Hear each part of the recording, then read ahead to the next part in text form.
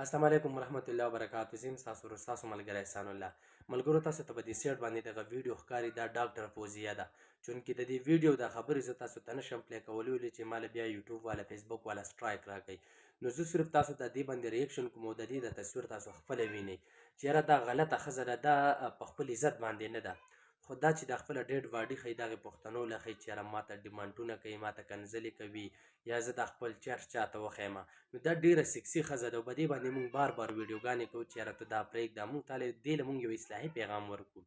خو دا ښځه چې ده نو دا په دغې دغه باندې نه ده، ولې چې دا ښځه چې دی بار بار چې دی نو دغه خپل ځان چې دی دغې خلکو له ښیي،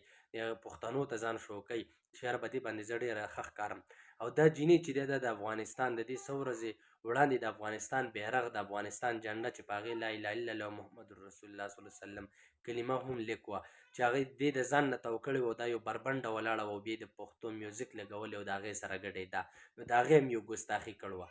نو زه تاسو ټول پښتنو ته وایم چې آیا زما دا ویډیو لایک کړئ، زما دا ویډیو چې دا ډېره مخکې بوځئ چې دا دې له ورسي، دې کنجرې له، دې مردارې له، دې سکسي ښځې له ورسي چې یاره دا چې دا کم اندازونه کوي، دا چې دا کمې نخرې کوي چې یاره دا پرېږدي. چونکې د دې دا ویډیو چې دی نو زما هغه خویندې میندې هم کتلی شي چې هغه کور کې په پرده کې ناست دي، دا خپل موبایل چې دی نو د ښه استعمال دپاره ساتي. نو هغه روریان هم کوم روریان چې سټوډنټان یو هغه د موبایل دې دپاره ساتي چې یاره زه په دې باندې د خپل سکول یا د خپل کالج چې کوم اکټیویټي دي هغه پې زه کومه. نو د دغې کنجرې دا ویډیو چې هغې 16 17 سال 18 سال عمر ماشومانو له ورشي، نو تاسو ووایئ چې د هغې دا ذهن به کوم طرف ته ځي. نو آیا زموږ پښتنو له پکار دی چې یاره مونږ داسې یو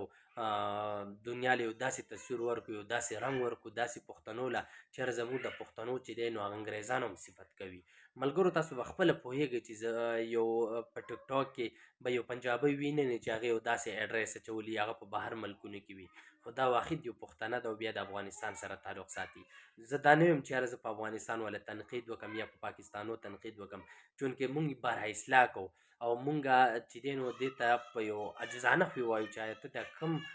خبرې کوي، دا کومې کنځلې کوي، دې سره دا کوم خپل اډرس کوم ښکاره کې، دا کوم نري نري شرټونه اغوندي، نو د الله لپاره دې نه توبه وباسه او چې دی نو راتلونکي ځان وپېژنه چې یاره زما سره به هم حساب کتاب کېږي، الله به زما نه هم تپوس کوي. نو ملګرو که زموږ ویډیو خوښه شوي خپلو ملګرو سره لازمي شیر کړئ، زموږ د یوټیوب چینل لازمي سبسکرایب کړئ، خپل خوږ ورور احسان له ورکړئ اجازت. السلام علیکم ورحمت الله وبرکاتہ.